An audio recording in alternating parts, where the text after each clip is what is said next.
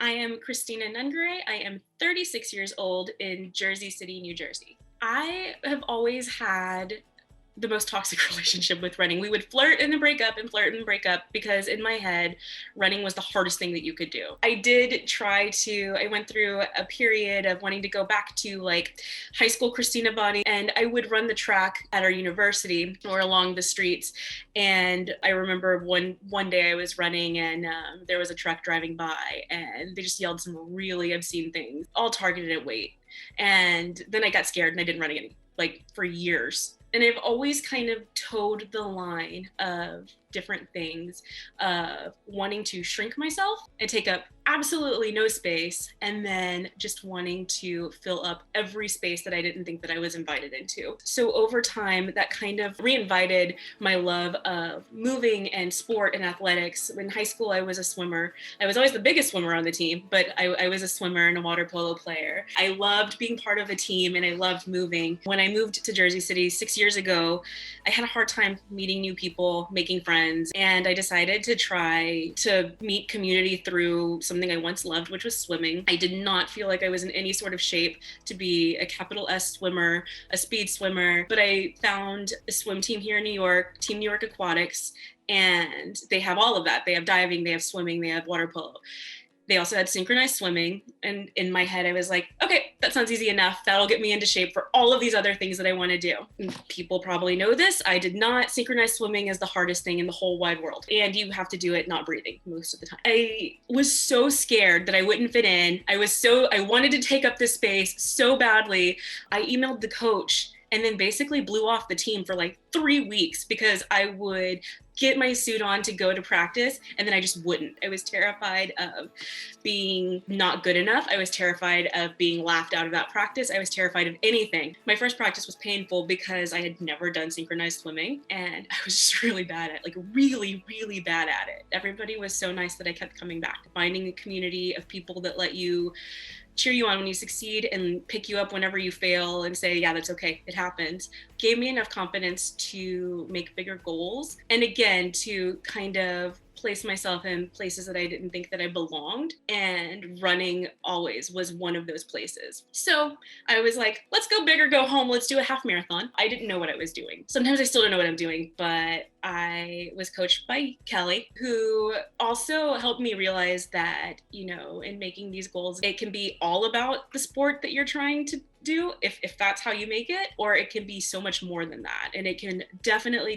be process driven. And I think that that's something that I shied away from for a really long time because I don't like to talk about feeling like I don't belong or feeling like, this place isn't for me or like I'm not doing enough because of the fact that, I say we, and maybe it is just me, get so used to defining what can or should be done by the way that others perceive or say, or what is represented in magazines. Even like some of the best magazines, and I read them all of the time, they don't have people that look like me. They don't have people that look like people who I've been really, really lucky to call friends that are also setting their own running goals or swimming goals or any goals. And it's a big reason why I didn't feel like I belonged. And then training for that half marathon, I remember apologizing a lot. On weekly check-ins, I'd be like, I'm so sorry, I didn't do enough here. Or I'm so sorry, I just burned out here. I'm so sorry, I got so scared. I was lucky to get that constant feedback and reminder of, why do you feel that way? Who said that you didn't do enough? How do you define not doing enough? Did you give it your personal best? And it sounds super, super simple, but it's become something that I've taken with me everywhere, is personal best effort and why. Why is it important to give that effort? Why do you want to give that effort? And why does it matter if the end result isn't what you want it to be if you gave that effort? And that allowed me to finish the first half marathon. And it was the best. And it was in the middle of that half marathon where everything went wrong in a lot of ways. Lots of tummy problems, lots of really sexy stuff happening there, that I was like, you know what though? I think I could do a marathon. I think I have it in me. And I was raising money for Girls on the Run in 2020, and then the world came to a stop as COVID took over and races were canceled. I knew that the marathon was going to be canceled months before. I mean, you could just feel it. Everything else was. But then I think maybe a month or two later, they announced that they would have a virtual one. It wasn't right away because I know I stopped training once it was canceled. I ran for sanity. It was the first time in a minute, even with swimming and with running, that I didn't have something specific to train for. I was just really, really challenged to figure out why I wanted to move, why I wanted to leave my apartment in a time that was so scary. And that's where I started to find my sanity. And running took a very different shape for me in 2020 because of that. It was just my breath of fresh air. I always say that it was like my primal scream. Whenever I run, you breathe really hard. And it's like that kind of reminds you that you're alive. And I took that with me a lot in 2020. And then my father got sick. Whenever I didn't want to worry in front of anybody, I could privately go running and cry on the public streets. It kind of gave me a safe space from kind of collapsing in on myself. My father did not make it. And after the funeral, after I had time to regroup, after I spent days and days and days in bed, I got the email from the virtual New York City Marathon. I'm like, well, we signed up to do that. Should I do that? And I didn't blink twice. It immediately made sense to me that I should do that. Shifting to run for somebody, to honor somebody, definitely was an eye-opening experience that you can move to celebrate, you can move to breathe, you can move to cry, you can move for all of these other reasons. So now, this year, now I'm back to setting whatever goals I want to set.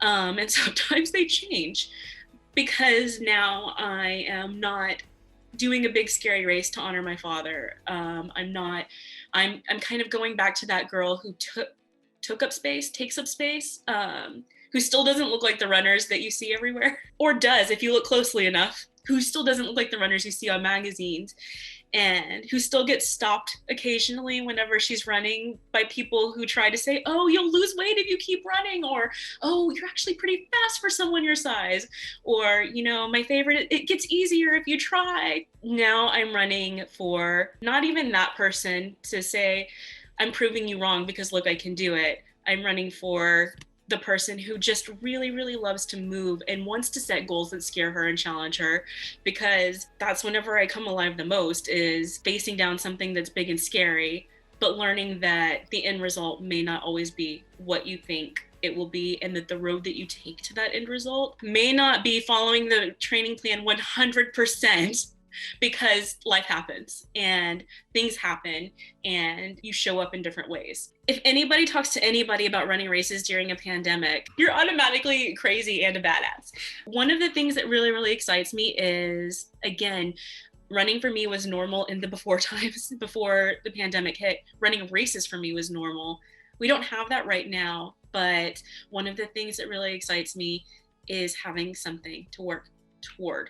Running is just the tool and kind of like the catalyst and mechanism that allows you to challenge yourself and the way you think and talk to yourself. It's just the vehicle with which you do that. For this 12-week training period, I'm excited in this training plan that has up to 2 speed training days a week to really embrace the really hard and turn it into something that makes you stronger or makes you kinder to yourself. And I'm really, really lucky with this group to have a really good community to do that in, because you've got that support to fail, to realize that you're not alone, that it's human, that these speed days are hard, or that certain days are harder than others. It's really, really, especially right now in a time of such disconnect, so helpful to feel like you're part of something. And this 12 weeks is going to be so incredibly meaningful because of that. And I'm looking forward to the half marathon, because in some ways it's almost harder to say that I'm doing this for me. I love to give to you, to anybody that I can, and to do for anybody that I can, but then to take that time for me.